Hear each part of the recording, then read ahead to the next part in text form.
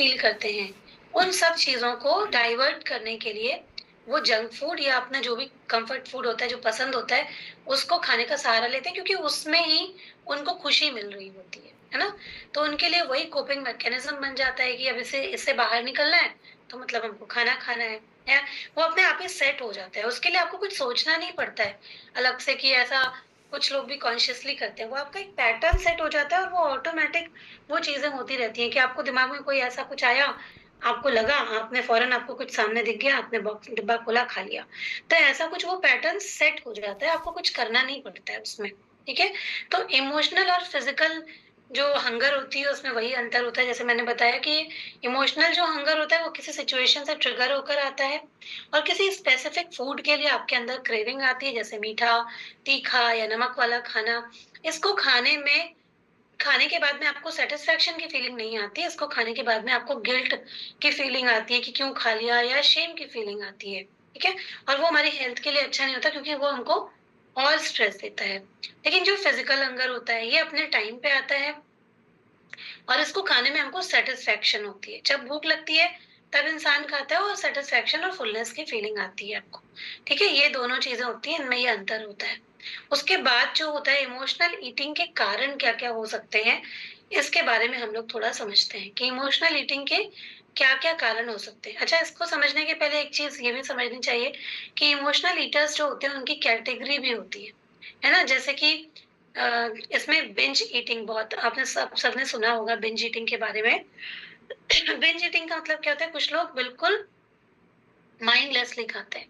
मतलब कि कम समय में बहुत ज़्यादा खाना जैसे कि जो कुछ भी मिल जाए, ये भी ले आओ, वो भी ले आओ। जैसे होता है ना आप देखेंगे रेस्टोरेंट में जाएँगे तो भी बहुत सारी चीज़ें ऑर्डर कर देंगे। मतलब कोल्ड ड्रिंक भी, सूप भी और सब तरीके के स्टार्टर भी, खाना भी। तो उनको लगेगा कितना खा लें एक समय में, है ना? तो वो बिंज ईटिंग होती है। उनको खाना पसंद होता है ज़्यादा। तो वो लोग मतलब बिना सोचे-समझे खाना खाते हैं और जब तक पेट या गला यहाँ तक भर नहीं जाता ना, तब तक खाते हैं। इसको बिंज ईटिंग बोलते हैं और ज़्यादातर लोग करते हैं इसमें क्या होता है कि बस खा रहे हैं, अपने शौक के लिए खा रहे हैं, है ना? तो ये एक तरीके के जो बिंज ईटर्स होते हैं, बिना दिमाग लगाए खाते हैं, बस उनको खाना पसंद है, इसलिए वो खाते ही चले जाते हैं। कुछ लोग होते हैं मूड ईटर्स होते हैं। उनका कुछ ना कुछ जैसे मूड स्विंग होता है ना, तो उनको लगता है उनको मीठे की क्रेविंग हो रही है या कुछ तीखा चटपटा खाने का मन कर रहा है, तो उनको भूख का वो नहीं होता कि टाइम हुआ है खाना है, वैसा नहीं होता। जैसे ही मूड स्विंग होगा, कोई भी टेंशन होगी, मूड चेंज होगा, मूड खराब होगा, तुरंत ऐसा लगेगा कि कुछ खा लो। तो वो मूड ईटर्स भी कुछ होते हैं। कुछ लोग होते हैं जिनकी सेल्फ स्टीम ईटर्स होते हैं, जैसे कि उनकी जो सेल्फ स्टीम होती है, वो बहुत ही लो होती है। और वो उनको ऐसा लगता है उनको अकेलापन लगता है बहुत ज़्यादा। उनको लगता है बहुत सारे ऐसे लोग होते हैं ना उनको लगता है दुनिया में उनका कोई भी नहीं है। तो ऐसे लोग खाने को अपना दोस्त बना लेते हैं और खाने पर ज़्यादा फ़ोकस कर देते हैं, ठीक है? कुछ लोग होते हैं स्ट्रेस ईटर्स। उनको पास्ट में रहना मतलब फ्यूचर की चिंता करना, पूरे टाइम वो स्ट्रेस में ही रहते हैं। और उनको कहीं पर भी कोई खुशी नहीं मिलती, कुछ समझ में भी नहीं आता, तो भी उनका फ़ोकस जो है वो पूरी तरीके से खाने में होता है और खाने के थ्रू ही वो अपना जो टेंशन, जो भी स्ट्रेस होता है उसको दूर करने का काम करते हैं, ठीक है? तो इस तरीके से सबकी कैटेगरी होती है, हम लोगों को समझना चाहिए कि हम कौन-सी कैटेगरी में हैं और हमें कौन-सी चीज़ें ट्रिगर करती हैं, उसको अगर हम समझेंगे तो हम लोग और भी अच्छी तरीके से अपने स्ट्रेस मतलब इमोशनल ईटिंग अगर आप करते हैं, तो उसको मैनेज कर पाएँगे, ठीक है? अब इमोशनल ईटिंग के बहुत सारे फैक्टर्स होते हैं, जैसे कि साइकोलॉजिकल फैक्टर्स होते हैं। उसमें स्ट्रेस एक बहुत बड़ी चीज़ होती है। जभी भी हमें स्ट्रेस होता है, तो हमारी बॉडी जो है वो एक कॉर्टिसोल नामक हार्मोन्स को रिलीज़ करती है, जो हमारे एपेटाइट मतलब कि आपकी भूख को इंक्रीज़ कर देती है ना? और आपको फिर क्या होता है शुगर ज़्यादा खाने का मन करता है, फैटी चीज़ें या ऑयली चीज़ें, फ्राइड चीज़ें, ये सब चीज़ें खाने का हमको मन करने लगता है। तो उस समय पे आपको ज़्यादा ऐसी चीज़ों को खाने की इच्छा करेगी, ठीक है? फिर एंग्ज़ायटी और डिप्रेशन में कई बार लोग होते हैं, वो लोग भी जो अपना जो मतलब उनको उससे निकलने का कोई और कारण, कोई रीज़न समझ में नहीं आता है, अपने इमोशंस को मैनेज करने के लिए वो लोग अपने कम्फ़र्ट फूड की तरफ भागते हैं, ठीक है? क्योंकि उनको वो जो खाना होता है ना, वो उनको प्लेज़र देता है और वो थोड़े समय के लिए ही देता है, ज़्यादा टाइम के लिए नहीं देता। लेकिन वो थोड़े समय के लिए ही उस खाने को खा कर के खुश हो जाते हैं, इसलिए वो इमोशनल ईटिंग जो है वो करते हैं, इमोशनल ईटिंग की तरफ चले जाते हैं। ठीक है? तो उसके अलावा सैडनेस होती है कुछ लोगों को, बोरिंग फीलिंग होती है। जब लोग दुखी या बोर महसूस करते हैं, तो भी खाने का सहारा लेते हैं ताकि वो अपने आप को बिज़ी रख सकें। इसके अलावा बहुत सारे लोगों में अकेलापन रहता है, उनको फ़िल करने के लिए वो खाना खा लेते हैं।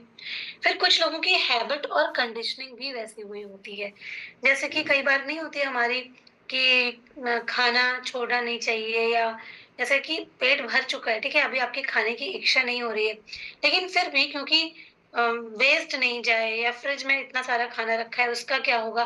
तो ये सोच-सोच कर के हम लोग ज़्यादा खा लेते हैं या सारा खाना खत्म करने के चक्कर में हम लोग ज़्यादा खा लेते हैं। तो ऐसी हमारी कंडीशनिंग होती है कि मतलब हम खाना नहीं छोड़ेंगे। कई बार देखते नहीं है घरों में भी ऐसा होता है जैसे आप लोग खाना खा रहे हैं, अब थोड़ा खाना एक्स्ट्रा है कि सबका खाना हो गया, लेकिन कुछ चीज़ें अभी बच रही हैं, तो क्या करते हैं?